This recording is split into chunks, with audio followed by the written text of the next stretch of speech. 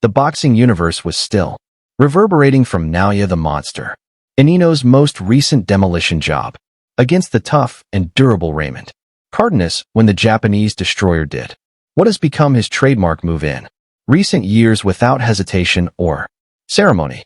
He set his predatory sights on what would be his next elite-level prey, former unified champion Mariginic model. But when the legendary Iron Mike Tyson, arguably the most terrifying heavyweight champion in boxing history, offered his thoughts on this potential super fight during a recent no-holds-barred discussion on his popular Hotboxing podcast, his visceral reaction sent seismic waves through the combat sports landscape that served as a powerful reminder of why Tyson remains one of the most magnetic and insightful voices in boxing. Nearly 2 decades after his final professional bout, Tyson, never known for sugarcoating his opinions or speaking in measured tones, erupted with unrestrained admiration when the conversation turned to Inoue's fearless challenge. Tyson growled with that iconic raspy intensity that made him such a compelling figure both inside and outside the ring. He's operating with that same primal killer instinct that only comes around once in a blue moon in this sport. When I study his fights, I see that same cold, merciless focus in his eyes that I used to have when I was young and starving. That unshakable belief that you're not just in there to win a boxing match, but to fundamentally alter your opponent's career trajectory in ways they'll never fully recover from. The comparison to Tyson's own legendary reign of terror during the late 1980s wasn't offered lightly, coming as it did from a man who understood better than most what it meant to instill genuine fear in world-class opponents before they even stepped through the ropes. What seemed to impress Tyson most wasn't just in otherworldly skills, but his unquenchable thirst for challenges. Despite already establishing himself as arguably boxing's premier pound-for-pound talent, look at these so-called champions today. They're out here cherry-picking opponents, ducking real threats, protecting their precious zero like it's some kind of sacred relic. But this in a way he's calling out at model who's been avoided by plenty of top guys right after putting away another tough contender. That's some real throwback right there. That's the mentality of a true gladiator who gives a damn about his place in history, not just his bank account. The reverence in Tyson's voice was unmistakable. He traced Inoue's career path, marveling at how the Japanese phenom had systematically eviscerated entire weight classes with the clinical precision of a surgeon and the brute force of a wrecking ball. Yet true to his analytical nature, Tyson turned deadly serious when breaking down the specific threats that model would bring to the table, demonstrating why he remains one of boxing's sharpest technical minds. Now, let's keep it 100 here. This model ain't no tune-up fight. We're talking about a dude with deep boxing roots. That extensive Soviet-style amateur background where they spar like it's life or death from age 12. Plus, he carries deceptive power in both hands.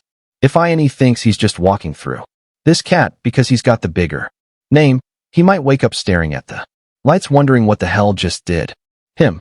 The way Tyson dissected at models, footwork, body attack, and underrated defensive skills revealed a depth of boxing knowledge that few active trainers could match.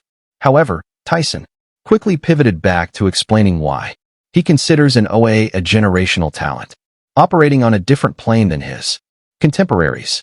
But here's the scary truth that separates Inoue from these other belt holders.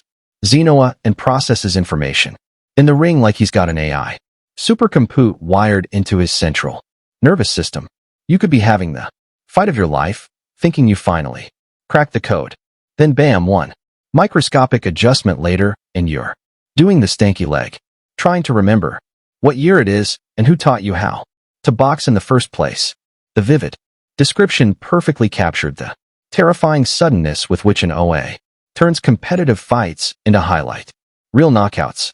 Tyson became particularly animated when discussing Inoue's freakish punching power relative to his size, a subject clearly close to his heart. People need to understand something. This kid is starching natural featherweights, and junior lightweights, while barely breaking a sweat as a got him bantamweight. That ain't normal power. That ain't even elite power. When he cracks dudes, they don't just hit the canvas. They start speaking in tongues, seeing their ancestors rethinking their entire career choices. The colorful analogy perfectly encapsulated the devastating, life-altering nature of Inoue's knockouts that have become appointment viewing for fight fans worldwide. The discussion took a fascinating historical turn when Tyson began comparing Inoue's current dominance to other all-time great smaller weight fighters. I've seen some stone-cold assassins in those lower divisions over the years. Ricardo Lopez, with his perfect technique. Finito Lopez, with his surgical precision. Chocolatito, with his relentless pressure. But in a way, he's got that same technical mastery as those legends. But with this extra dimension, this factor where you can feel the violence radiating off him, even when he's just standing in his corner between rounds. There's an inevitability to his knockouts that reminds you why they call this the hurt business.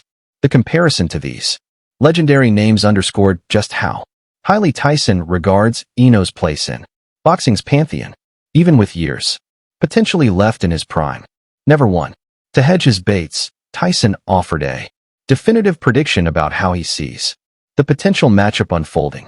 Unless Egg Model can turn this into a dirty, ugly street fight from the opening bell and drown him in deep waters early, I see Inoue dissecting him round by round, like a biology experiment until boom, another poor bastard gets added to his highlight reel.